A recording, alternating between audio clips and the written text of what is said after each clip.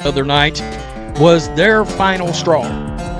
And I'm talking about, I saw some fans yesterday that were like, I watched her play in high school, and I cannot stomach this any longer. And they understand why she crashed out, but they don't want to watch her crash out. And look, it's understandable. I get that. I do get it. So Caitlin Clark fans have started attacking those fans? I mean, what are you doing? Tonight, the sports world witnessed far more than a record-breaking performance. While the arena celebrated a historic 45-point, 10-assist masterpiece, another story was unfolding behind the scenes, one that has sparked intense debate about the league's leadership and its biggest star. As the final buzzer sounded, conversations quickly shifted away from the scoreboard. Reports and reactions across the basketball world questioned whether the league has done enough to protect one of its most recognizable players and the attention she has brought to the sport. For many fans, the issue goes beyond one incredible game. It raises bigger questions about how the league handles physical play, officiating, and player safety. Critics argue that the game's brightest stars deserve consistent protection, while others believe the same rules should apply equally to every player. Throughout the season, there have been several controversial moments. Hard fouls, off-ball contact, jersey grabs, and physical defensive plays have repeatedly fueled heated discussions.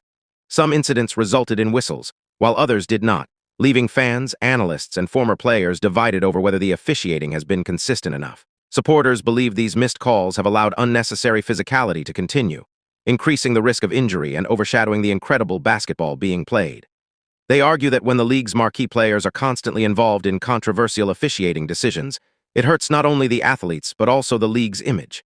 At the same time, one of the biggest talking points of the season, one thing is undeniable. Performances like this historic 45-point, 10-assist night have captured NBA, spurred by a recent play involving Indiana Fever star guard and Alyssa Thomas. Quote, ultimately, the issues around Caitlin Clark are largely about, not largely about officiating. And that particular incident is not about whether a foul should have been called at the time of the game or whether that was ultimately a flagrant on review. Well, the fact that is not caught and handled in real time, or at least looked at and then handled in real time, that's a failure. That is a failure. Let's not get confused. Silver made the remarks during an on-stage conversation with Andrew Ross Sorkin at the Game Plan Summit by CNBC in the boardroom. Quote, and I have come to know Caitlin really well, Silver said. She's an incredible player and an incredible person. I will give him credit for one thing. He has praised her many times. Kathy Engelbert, not much of anything. Not much of anything. Even during that historic 45-point performance, the conversation wasn't just about the scoring, it was about the officiating. As the game unfolded, many fans and analysts questioned several no calls, arguing that repeated physical contact disrupted the superstar's rhythm. On social media, viewers pointed to hard defensive plays, off-ball contact, and moments they believed should have resulted in fouls. To those critics, it felt like the officials were allowing an unusually physical style of play during one of the biggest performances of the season. They argued that greater consistency in officiating is essential, especially when the league's most recognizable stars are on the floor. Whether those calls were missed or simply interpreted differently by the referees has become one of the season's biggest debates. But one thing is certain, the discussion has extended far beyond a single game. Then came another major development. Attention quickly shifted from the court to the league offices as NBA Commissioner Adam Silver addressed the growing conversation surrounding the sport's biggest rising star. Silver acknowledged the enormous attention surrounding her and noted that she has become the center of intense public debate, with passionate opinions coming from every direction. His comments reflected just how much the conversation has grown beyond basketball itself. What began as discussions about highlights and record-breaking performances has evolved into broader debates about officiating, player treatment, media coverage, and the future direction of the game. Tonight wasn't just about a historic stat line. It was another chapter in a season that continues to spark passionate conversations across the basketball world. Because she's fed up with the product and how Caitlin Clark's been treated. Well, she dropped this out here today. I'm one of the fans who flew to Indiana with my family and attended the All-Star game. I bought multiple jerseys, traveled to watch the Fever on the road. I spent thousands supporting this team because I genuinely believed in what they were building.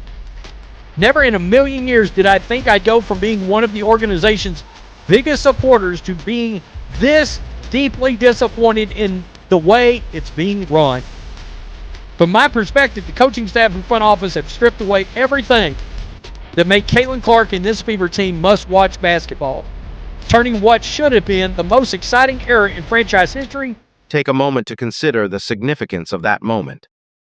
When the NBA's top executive publicly acknowledges that the conversation surrounding one of the league's biggest stars has become highly polarized, it sends a powerful message across the basketball world.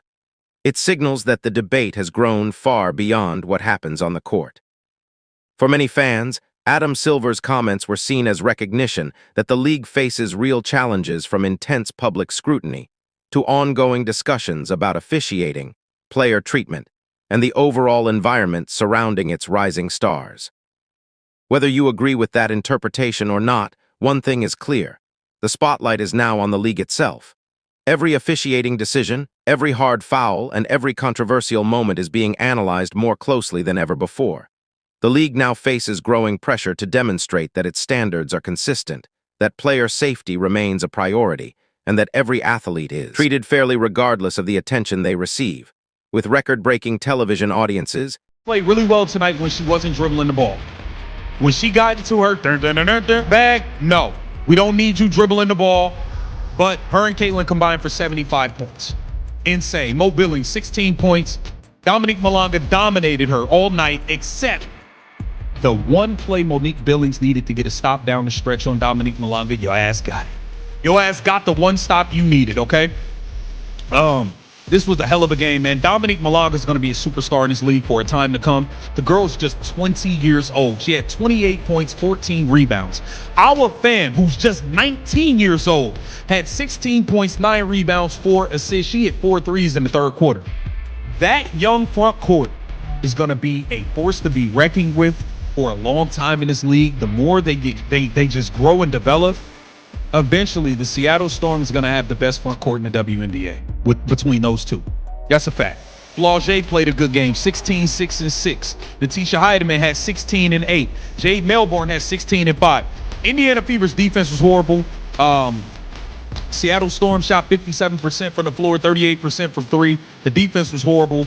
But hey, this was an entertaining basketball game. I was thoroughly and highly entertained. I love what I got from Caitlin Clark, and I thought Caitlin Clark put on an absolute show. This was a masterclass, guys. And if you had any questions about if she's the one, if she's like that, damn it, you shouldn't have questions anymore. Get your glasses up. Celebrate Caitlin Clark. Prove why she is the most exciting, the most entertaining, the biggest draw. and that's where the speculation reached another level. As debate over officiating and player treatment intensified, some fans and commentators began asking a question that once seemed impossible. What if another league tried to capitalize on the moment? There is no confirmed evidence that another professional league has made an offer or is actively recruiting the superstar. However, the conversation itself reflects just how valuable she has become to the business of women's basketball.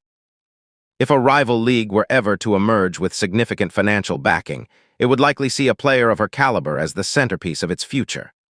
A package including elite resources, long-term security, greater influence, or even ownership opportunities would instantly become one of the biggest stories in sports. The reason is simple. She has become one of the most recognizable names in basketball, attracting record television audiences, sold-out arenas, and unprecedented attention to the women's game. Industry observers have also noted that sponsors and broadcasters closely follow fan engagement. Wherever the biggest audiences go, advertising dollars and media investment often follow. That's why every major decision involving the league's top stars carries enormous business implications. Whether any rival organization ever 15 total home games on 2024 and 2025. I haven't spent a dime in 2026. Wow. I canceled the apps, except Prime and YouTube TV. I'm so done with these people. And he probably kept those because he was like me and had them anyway. CDS Sports, amen. Exactly true.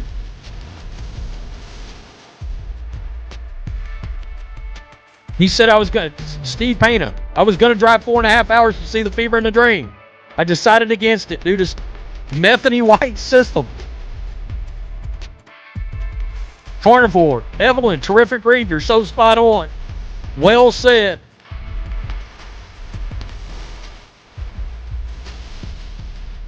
It's a no-brainer. They're liars and they're stealing your hard-earned money. You're 100% correct, Evelyn.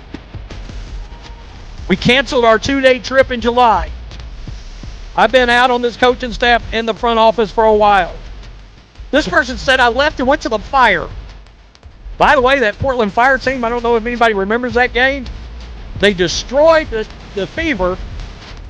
But during the game, in Ben Daniels' watch party chat, I said in the chat, I was like, Jesus, this Portland Fire team is so much fun to watch. I was like, wow, this team's fun to watch. They were playing hard and they were playing fast, and the Fever couldn't keep up with them. They got run out of the building. 106. Who got fouled? Monique Billings got fouled. So Monique Billings got fouled. I want to see what they saying online. I know, like, if you're a Caitlin Clark fan right now. Oh, we didn't even mention Caitlin Clark made history too. Caitlin Clark made history today. Caitlin Clark has made history today, guys. Guys, watch this. Watch this three right here. This just happened moments ago. This is why I immediately came to. Johnson pokes it away. Look at this. Look at this. Look at this. Look at this. Oh my God. Oh my God. I don't even think Steph Curry could do that. Oh my, off the dribble, fade away three. Look at Caitlin Cook. What is we saying? All right, guys, I got to go back to the game cast. Oh my God, they didn't let him score 105 to 106. What just happened? Fever defensive team rebound. Dribble the clock out.